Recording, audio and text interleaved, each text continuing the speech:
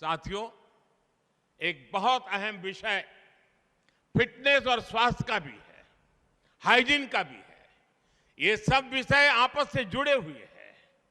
बहुत बार मैं देखता हूं कि बच्चों का जीवन इतना शिथिल हो गया है कि पूरा पूरा दिन निकल जाता है, कोई शारीरिक एक्टिविटी नहीं होती है, या तो डिजिटली मोबाइल पे बैठा है या टीवी के सामने बैठा है। मैं कभी कभी स्कूलों में जाता था तो बच्चों को पूछता था, अच्छा भाई कितने बच्चे हैं जिनको दिन में 4 बार पसीना होता है, बताइए। बहुत बच्चों को तो मालूम ही नहीं पसीना क्या होता है।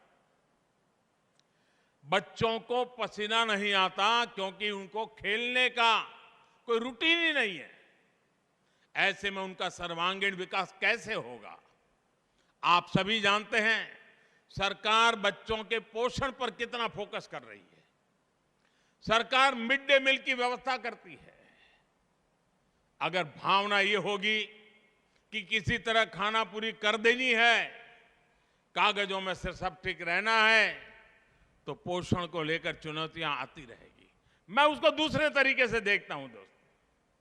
बजट तो सरकार देती है, लेकिन हम वो देश के लोग हैं जहां पर कोई भी अगर छोटा सा भी अन्न क्षेत्र चलाता है और वहां कोई भी व्यक्ति आता है तो उसको खाना मिल जाता है, समाज उसके प्रति बड़े गर्व से देखता है, बड़ी श्रद्धा से देखता है। आज हम लंगर की बात करें, आज लंगर के प्रति बड़ी श्रद्धा से देखा जाता है। आज हम देखें कोई भंडारा होता है, लोगों को खिलाते हैं, बड़ी श्रद्धा। क्या हमें नहीं लगता है कि हमारी स्कूल में तो रोज भंडारा चल रहा है? उन बच्चों को खिलाने का आनंद, उनके मन को संस्कारित करने का आनंद और एक पवित्र भाव, सिर्फ उसके पेट में कुछ खाना जाता है वो इनफ नहीं है दोस्तों। हमें अनुभूति होनी चाहिए कि देखिए ये पूरा समाज, तुम भूखे न रहो, इसके लिए कितना कुछ कर रहा है उन बच्चों के जीवन के साथ। और मैं तो मानता हूं डेली गांव के 2 वरिष्ठ लोगों को बुलाना चाहिए कि आज दोपहर को मिड डे मील में आइए, हमारे बच्चों को परोसिए और आप भी साथ में खाना खाइए। देखिए पूरा माहौल बदल जाएगा। यही मिड डे मील एक बहुत बड़ा संस्कार का कारण बन जाएगा। और उससे बच्चों को कैसे खाना, कितनी स्वच्छता से खाना, कुछ खाना खराब नहीं करना, कुछ फेंकने, सारे संस्कार उसके साथ जुड़ जाएंगे। शिक्षक के तौर पर जब हम खुद उदाहरण प्रस्तुत करते हैं तो उसका परिणाम बहुत शानदार आता है। मुझे याद है एक बार मैं सीएम रहते हुए यहां गुजरात के एक आदिवासी बाहुल जिले के स्कूल में गया था। अब मैं वहां गया, मैंने देखा जो बच्चे थे बड़े साफ सुथरे थे और हर एक के ऊपर एकदम, जो छोटे बच्चे थे, पिन से एक हैंडकरचिप लटका हुआ था। तो और उन बच्चों को सिखाया गया था कि उसको हाथ साफ करना है, नाक साफ करना है, और वो करते थे। और जब स्कूल पूरा होता था तो जो टीचर थी वो सब उनसे निकाल लेती थी, घर ले जाकर के धो करके दूसरे दिन ला करके फिर लगा देती थी।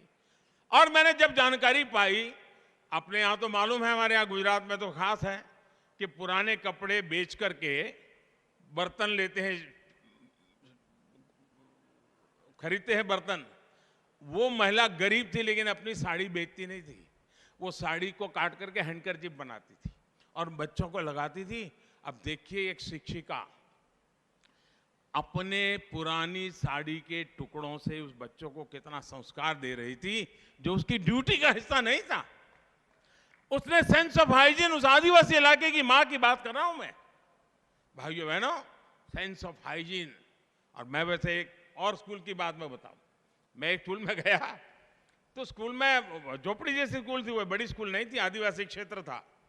तो शीशा एक लगा था, मिरर लगा था, आईना, 2 बाय 2 का आईना होगा।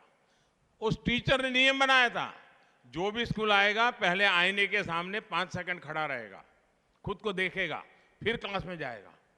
उस एकमात्र से प्रयोग से जो भी बच्चा आता था तुरंत उसके सामने अपना बाल ठीक करता था, उसका स्वाभिमान जग जाता था, उसको लगता था मुझे ऐसे रहना चाहिए। बदलाव लाने का काम टीचर कितना अद्भुत तरीके से करते हैं, ऐसे सैकड़ों उदाहरण हमारे सामने हैं।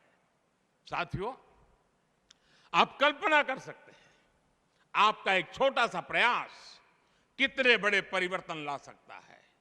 मैं आपको कितने ही उदाहरण दे सकता हूं जो मैंने खुद भी आप शिक्षकों के बीच रहते हुए देखे हैं, जाने हैं, सीखे हैं।